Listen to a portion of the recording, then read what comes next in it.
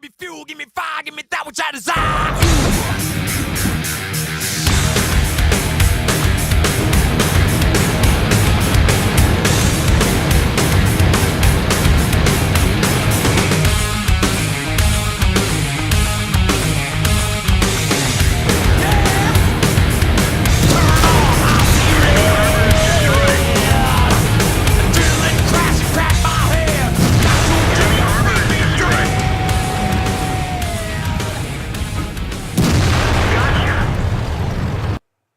How you doing, ladies and gentlemen? Welcome back to World of Tanks with Scout.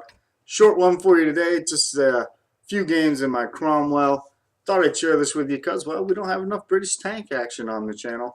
And to be honest with you, I am really enjoying this little tier 6 monstrosity. As you can see here, we've got a game on Lakeville, and you'll note that the matchmaking is exceptionally good. Not only is it a tier 6 game, but there's only about 5 tier 6 tanks on each team, I should say. We're going to go down here and go down the center road and try to spot. You'll note that each team has a Chaffee, but their Chaffee is a little bit more skilled than our Chaffee, so I feel like not only will we need some help in the middle of the map, but I think I can have a pretty good impact on the game by getting down here and spotting for my team. I don't know what our Chaffee's crew skills are like. Don't know if he can spot all the way across, so we're going to get down here and spot and help him out in the event that his opposite number comes down the center road. And you see there right away we get a spot off on the Firefly. Our first shot unfortunately doesn't penetrate, but it does track him, enabling us to get a second shot in. That blind shot missed. You saw it impact the ground there. Back up a little bit because I don't yet have Sixth Sense. Pretty sure I wasn't spotted because I didn't see any shots coming in, but just in case. Able to spot the B1 there, unfortunately not able to get a shot on. Pick the Firefly back up, and here I just want to highlight my terrible accuracy. I haven't quite gotten the hang of aiming with this gun yet. And that terrible shot at the Firefly cost me another shot on the B1. So yeah, all this spotting to no avail. Really hoping that that B1 will come back out. Doesn't look like he's going to. Finally come back out to take a shot at the Firefly. And of course, as soon as I pull the trigger, he moves into the alley and just beats the flight of the round. There goes an Electo. Here's our B1 friend, able to put a shot into him.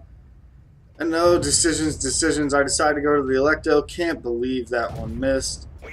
Hit the T150 there instead of the Electo. Lower the aim a little bit. Hit the T150 again. Lowered a little bit more, and once again, by the time the round gets there, the Electo is moved. So unfortunately, we miss a kill on the Electo. Now, looking at the mini-map, I tunnel vision just a little bit. You saw that Chaffee coming down right before he shot me. I didn't pick him up until just before he hit me.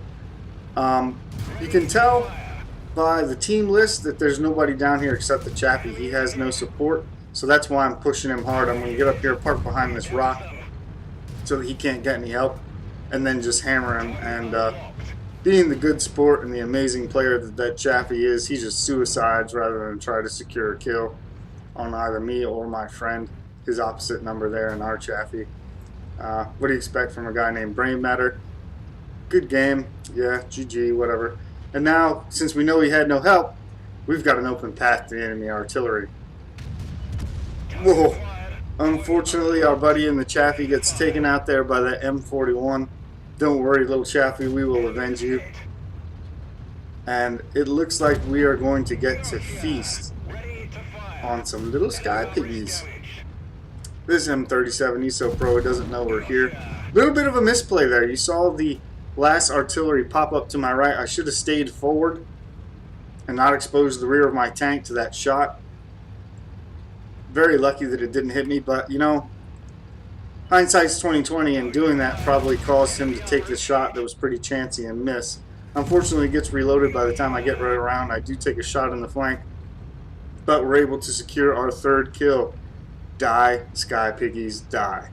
I was really thinking about going into the town to help them, but it looks like they've got that situation handled.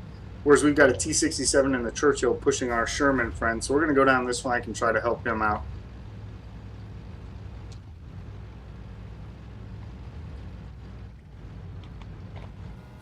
Going slow here, taking my time. Don't know if the T-67 or the Churchill maybe has turned around to come back to try to stop me from rampaging through their artillery PAA. Doesn't look like it though. Our friend in the Sherman does for the T-67, and artillery, it looks like, landed a pretty big hit on the Churchill. I can't tell. But we're going to sneak up here behind him, auto aim so that we can get a shot off as soon as we crest the hill, and of course it misses because, you know, reasons. But the second shot does not, and we're able to secure our 4th kill and the final kill of the game on the enemy Churchill. So that's it for that game on Lakeville. Let's take a look at the results screen and see how we did.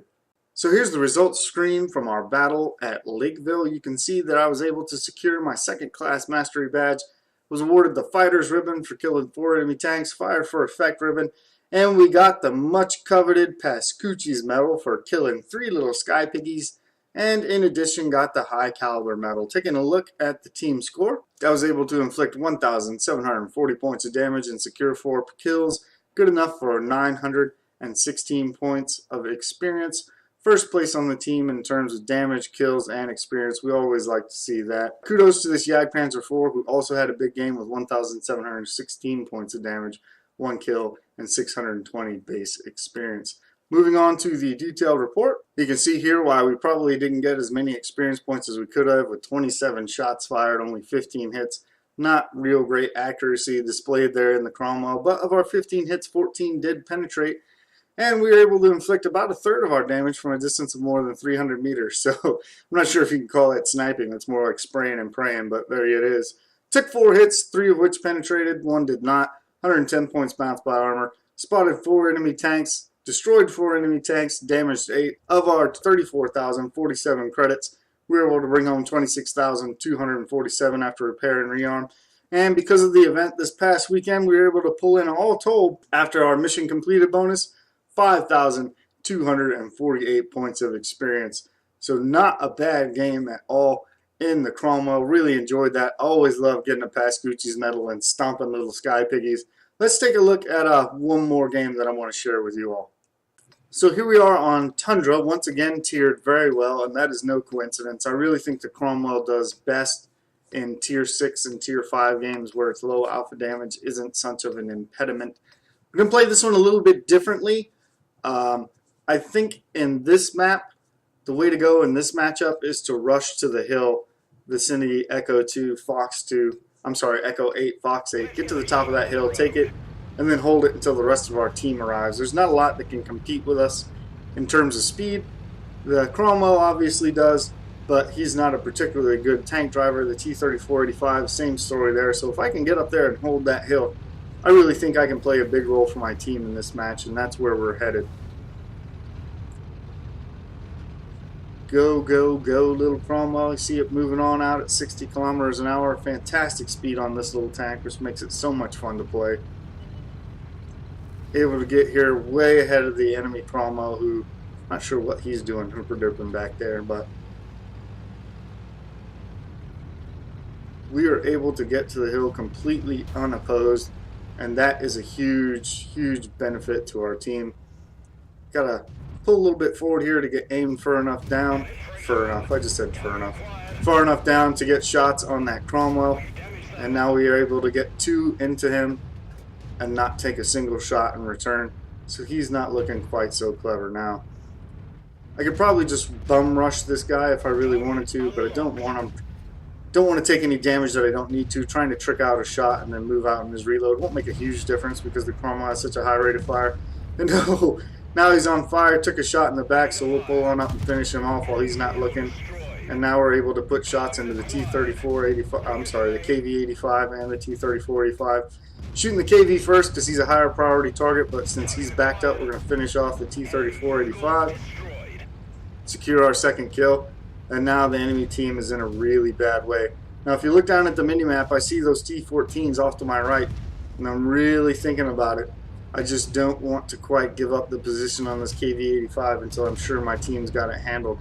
But these T-14s are looking awful juicy, and they're pretty beat up, so we're going to do it.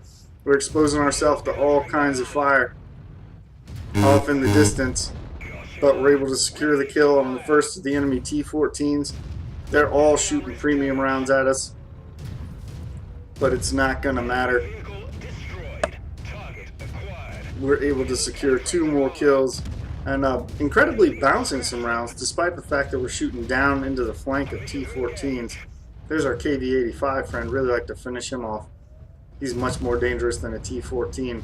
Unfortunately, we just couldn't make that shot work. We're going to go ahead and shoot at the T-14 because he's got more health. KV-85, I really thought he'd be dead, but he wasn't, so we pull up, finish him off, and now we'll continue to hammer the back of this T-14, and there we go, able to secure our 6th kill in the Top Gun in less than 3 minutes of gameplay. And that is what I love about this little tank. It is so much fun, and when the stars align, you can have fantastic games in this tank. Looking for this ELC AMX here. He does have a 90mm gun, so we have to give him a little bit of respect. Fortunately, we're able to trick out a shot there, and he does miss. Put one shot into him, trying to get down there and get another shot. Unfortunately, it misses. By now, he's got to be pretty close to being reloaded, so we got to go back to being a little cautious there, trying to use the fact that he doesn't have a fully traversable turret against him. Able to track him there, and now it doesn't look like he's really interested in playing anymore. Unfortunately, he backs up and that shot misses, but as long as he's backing up like that, he can't put the gun towards us, so we're going to chase him down, try and secure the kill. Incredibly, we miss again, but not that time. And there we go, securing our 7th kill in this game, as well as the final kill of the game, over in less than 4 minutes. That was a fast and furious game. Let's take a look at the results screen. So here we have the results of our victory on Tundra. Unfortunately, it was not a mastery badge in the Cromwell. A lot of people apparently doing very well in this tank. We were only able to secure a first class mastery badge. We did, however, get a duelist medal for killing 2 enemy tanks at least that damaged us. Not sure why we didn't get a fighter's medal. Maybe because we got the Top Gun, or the fighter's ribbon. Maybe because we got the Top Gun medal instead. We also obviously got the Fire for Effect ribbon for doing more points of damage to the enemy than our hit point total. Able to bring home 22,598 credits, 2,170 points of experience. Taking a look at the team score, we were able to inflict 1,644 points of damage, securing our 7 kills, and bringing in 1,085 base experience. Once again, topping the team in terms of damage done, kills secured, and experience. Always nice when you're able to do that. Churchill here also had a good game with 1,227 points of damage despite being in a, I'm pretty sure that's the tier 5 Churchill in a tier 6 game. So kudos to him. And the KV-85 led the enemy team with 1,175 points of damage. Looking at the detailed report, I fired 25 shots, of which 19 hit. A little bit better accuracy this time, but not by much. Unfortunately, we did get 4 bounces on the side of those T-14s. Maybe shooting down on them at that wonky angle, I suppose. But still, that gives us our 1,644 points of damage. Took 5 hits, all of which penetrated. Again, you don't really bounce much in the Cromwell. Another reason why it tends to do better in tier 5 and 6 games rather than 6, 7, and 8. Only spotted 2 enemy vehicles that game, but we did secure 7 kills. We killed everybody that we damaged. And of our 22,598 credits after repair and rearm, we were able to bring home 16,484. And as we touched on earlier, that game only lasted 3 minutes and 50 seconds. And I really think that's in large part due to the way we played that game. We played aggressively. We made a good play early, got into a good position, completely threw the enemy team off of their game plan, and then we're able to just massacre them from our superior position on the top of the hill. And that's what I really wanted you guys to take away from this particular video, is when you get a good matchup like that in the Cromwell, use that speed, play aggressively, get to a dominant position, and you really can. You can hammer the enemy team and disrupt that entire team just based on your aggressive, smart play. So hope you guys were able to take something from that and apply it to your own gameplay. Hope it was fun for you all to watch. And as always, thanks for watching. We'll see you next time.